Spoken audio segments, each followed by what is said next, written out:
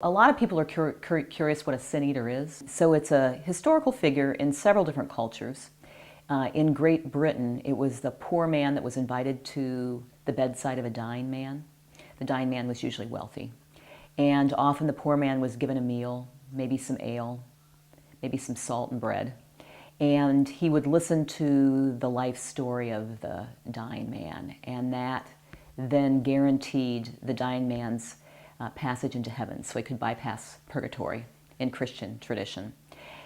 So it was also a figure in India, and there the man that was invited to the dying man's bedside would actually take on the karma of the dying man and liberate him. And so, I always say that as a physician, I am not guaranteeing my patient's passage into heaven, or do I want to take on their karma.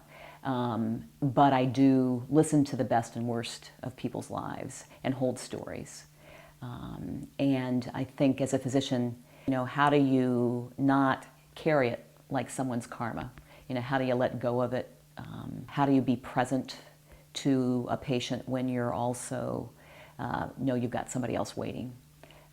And so for me, I think the book is a journey or a meditation in how do you really be present in the moment, and focus on what you're doing at that moment, and then how do you let go of the painful and unfixable things in people's lives.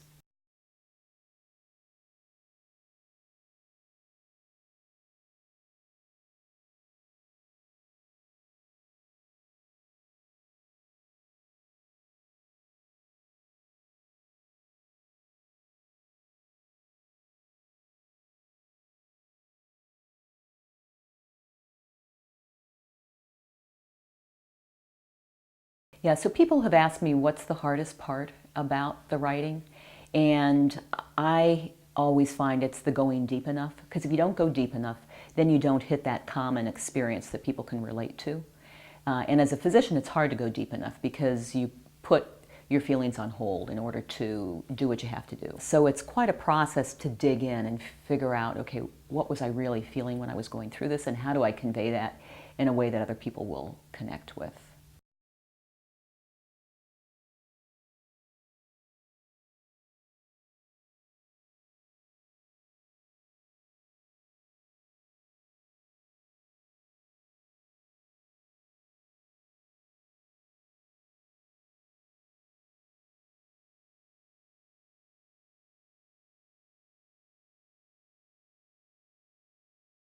I think it's kind of the metaphor of a sin eater. And, as a physician, you do a lot of listening to people, and sometimes people are confessing to you. And I need to listen without judgment. That's part of the healing.